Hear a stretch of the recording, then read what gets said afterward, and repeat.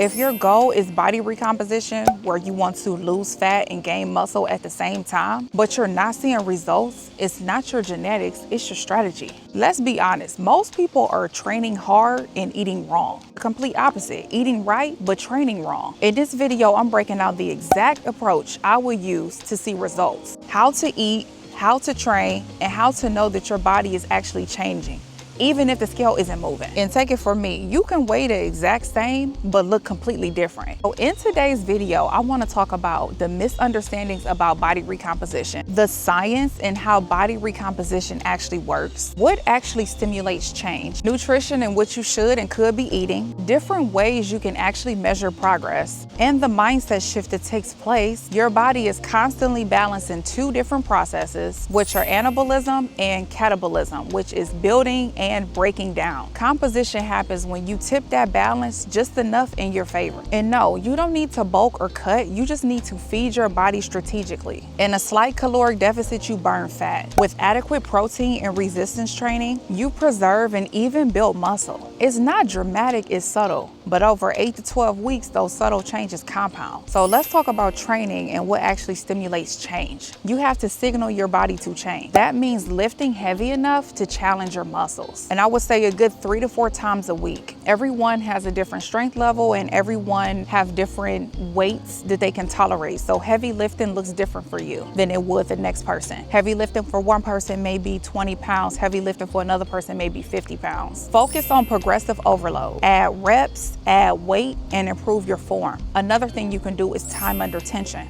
where you're slowly doing the workouts, where you're creating tension in that muscle over time.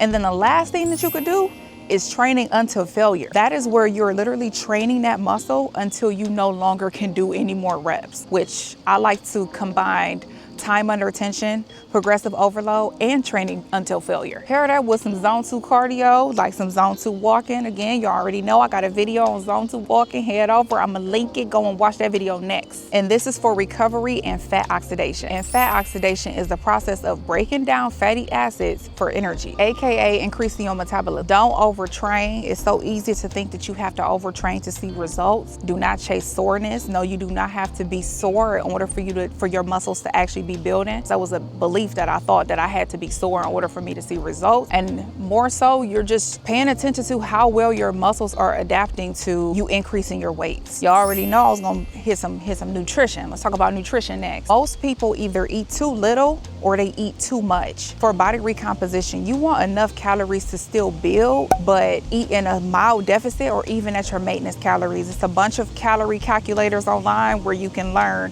what your maintenance calories are. So if you want to eat in a mild caloric deficit, eat maybe around 200 calories below your maintenance, or you can eat at a maintenance, depending on how active you are. Focus on protein first, then fiber, healthy fats, and micronutrients, as in the supplements that you take. As I said in previous videos, I don't consume any of like the supplemental proteins. I get all of my protein sources from foods directly. Don't fear carbs. They fuel your workouts. And if your goal is fat loss and increasing your strength, balance is key. And that looks like high protein to preserve lean muscles, moderate carbs for training performance, and healthy fats for balancing your hormones. And here's the truth. The scale might not move for weeks, but your waist, baby, that waist gonna shrink. Your weights are going to increase because you'll be getting stronger and your body's going to be getting tighter and leaner. And that's body recomposition for you. Okay, so now I wanna talk about different ways that you can measure yourself, because the scale is really the least reliable. Instead, track progress photos. I would take a photo of myself at least every 2 to 4 weeks in the same outfit, whole entire body. You can also just do body measurements. You can use like a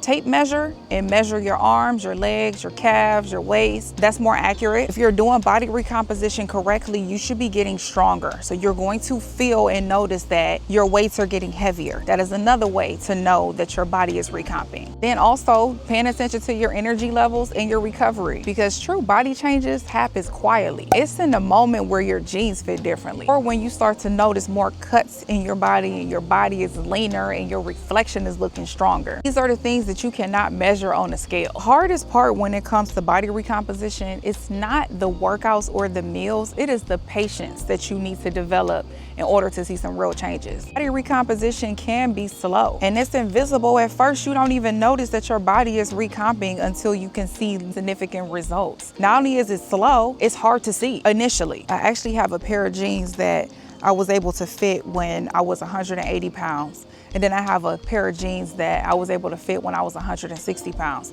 I've recently been doing my own body recomposition all over again. And guess what? I can fit both pair of jeans. Those are 20-pound body difference. But you wanna know why I can fit them? Because my waist is small enough to fit into one, but then my booty is big enough to fit into the other one. So it's real and it takes time. So if you feel stuck, it's not that your body isn't changing, it's that it's asking you to stay consistent long enough to see the changes. If you've tried body recomposition in the past, what is one thing that you struggle with? The lack of protein that made you feel stuck? Was it not knowing what exercises that you can be doing? Share it with me, I wanna know. I also would like to know, what is your favorite zone 2 cardio that you can incorporate while you're doing your body recomposition? I just got over 10,000 steps from walking and filming this video.